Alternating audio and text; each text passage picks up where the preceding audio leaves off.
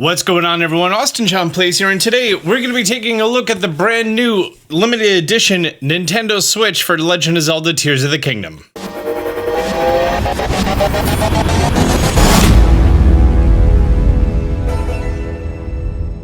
This seems to be the first Nintendo Switch that hasn't been in short supply. The fact that they were produced months ago. Rumor is that we're going to be actually seeing firmware or software on here from July of 2022. So these were made quite a while ago, or at least the hardware was, and then the shell later. And then as we saw somewhere out in the wild, no pun intended, months ago, before it was even announced. I picked mine up at Best Buy today, and there's been a lot of reports of people on Reddit who are like already getting theirs early from Amazon. I haven't seen anyone getting pre-orders canceled, so they know that this is going to be a desired item.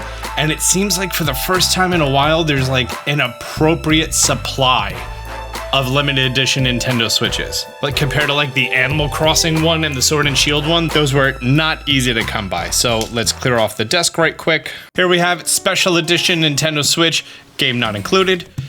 The dock, Joy-Cons, the Switch. The side has the sort of swirly marks that are more common for the Zonai patterns. The back we see all the images. This is the exact same box that was leaked months ago. It's the exact same box. Serial number for these is coming in as XTW and starts with a 7. So yeah, very, very late models. Opening it up, it's packaged just like a regular OLED Nintendo Switch with the Joy-Cons and the Switch system itself. We have documentation underneath here, and we have our regular HDMI cable, JoyCon Rails, power adapter. I have enough of those already, so I typically just keep those in the box now. And here is the dock. And yes, that's all the things I want to take out of here. Right now, my main switches that I'm using are my Pokemon Scarlet and Violet one and my Colorware one. But I have a fun Colorware giveaway going on starting May 1st, and that's going to be on my Twitter. So if you want a chance to win an OLED, be sure to follow me on there. All right, let's take a look-see-poo at this here dock. Okay, this is my first time seeing it in such great detail.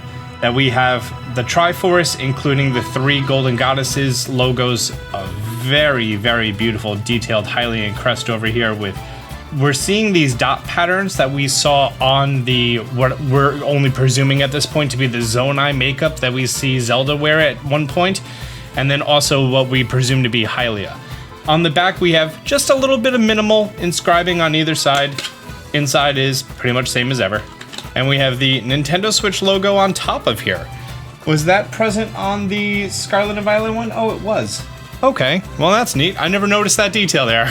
I like it because it's loud, but it's also subtle. And then if you were to look beyond that, there's this very off-white Zonai dragon that appears on the top and the bottom. And just how subtle it is, I love it. Instead of it being like a bright, obnoxious green to contrast the gold, done very well. The Nintendo Switch console itself. On the back, we see a similar circle pattern that we saw on the box. This is my favorite kind of Nintendo Switch that, like, while you're holding it, it doesn't look that busy. Like, you could be on the bus or subway and people are like, oh, it's just a regular Nintendo Switch. But in a certain light, you're like, oh, no, that's that good. The Joy-Cons themselves, we have a white on here and we have a green on here, and we see this same sort of Zonai-esque logo with what I'm going to call the pineapple in the middle. This gold is the same gold that we see present on the dock, except because it's a constant color, it's a much more obvious. And this is the only instance of the green anywhere, which I'm not crazy about, to be honest with you. If they did a white to match this or literally anything else, but like in the full build of this Nintendo Switch, why is that the only green? You know what I mean?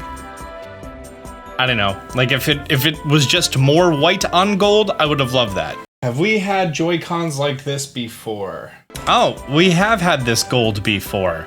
On the Brilliant Diamond Shining Pearl Palkia Dialga Nintendo Switch Lite, it seems like they're using the same gold that was present on the back here, very minimal outlines, for this gold as well as the Nintendo Switch dock itself. That we're getting the same sort of light reflection patterns So if you're familiar with that color of gold, that's the same color of gold, which if you don't know, gold isn't a color.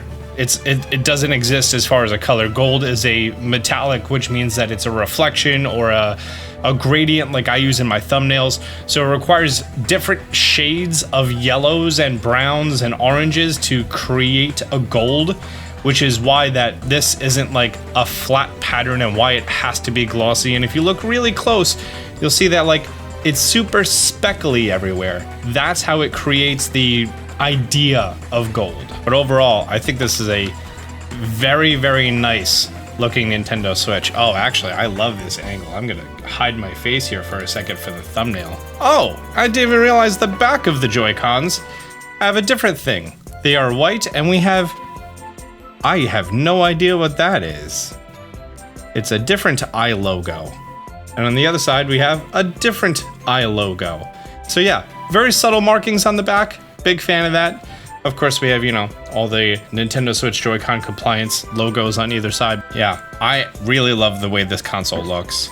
And there's nothing better than the feel of like fresh Joy-Con buttons. The way they still have like that little bit of clickiness to them. See, this is exactly what I'm talking about. If we were to look at the top of this, because this isn't a speckle sort of paint job, that doesn't look like gold. That just looks like disgusting mustard. That's the difference between actually having the metallic sort of look to it to create the gold. I really wish this one piece was either gold or white, because the back of the Joy-Con shell is white and the front has this beautiful paint job and this middle bar is neglected. So not crazy about that little bit there. But other than that, love everything about this. Hi, camera 2. In the middle of editing, I realized that I forgot to grab out the JoyCon Rails, which do have some paint and some texture to them. So let's go take a look and see with those. Here are the JoyCon Rails, which are painted white. The buttons remain black, and the cloth on it itself has a very nice, I would say, gold-ish weave to it, that in different light levels it appears different amounts of gold. This is, I guess, somewhat similar to the disgusting mustard that is present in the middle of the Joy-Con, but because it's knit, it looks different and much better in my opinion.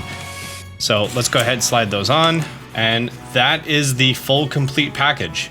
Honestly, with how white these are, it seems a little off-putting, just because like this is obviously painted on, right? And then this is just a solid paint, or probably even like the stock white Joy-Con rail itself, just with a different strap.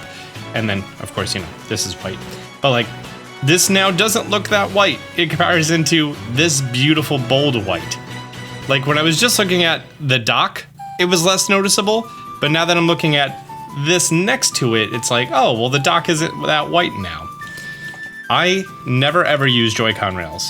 Like if I'm playing like Mario Party or any game that requires only just having your Nintendo Switch single Joy-Con being held, I just don't put them on because I don't find them that comfortable. Instead, I usually end up holding onto these rails because, you know, I got these tiny little girl hands. These are gonna go right back into the packages because I don't use them ever. I literally have like a box of Joy-Con rails between the black ones, the custom ones, the painted ones, the blue ones from Skyward Sword.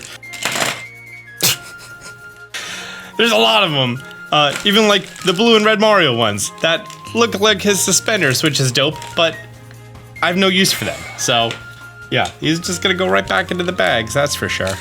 Just tracking trade-in prices right now.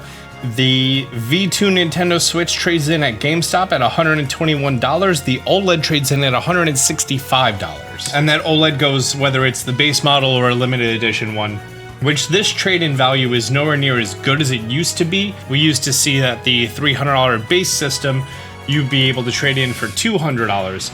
So now it's a little bit more of a commitment if you do decide to do this, because you're getting less than half of the value for this $350 console. Well guys, let me know if you decided to go pick up the OLED Nintendo Switch Legend of Zelda Tears of the Kingdom edition, whether you pre-ordered it online, you're waiting for it to be delivered to your house. If you're going to a brick and mortar store after work or school or whatever it is, let me know down below. Also, if you didn't already pre-order it, is this video going to change your mind on that? Well, yeah, guys, let me know your thoughts down below. Leave a comment. If you're new to the channel, consider subscribing and turning on notifications. Until next time, Austin John out.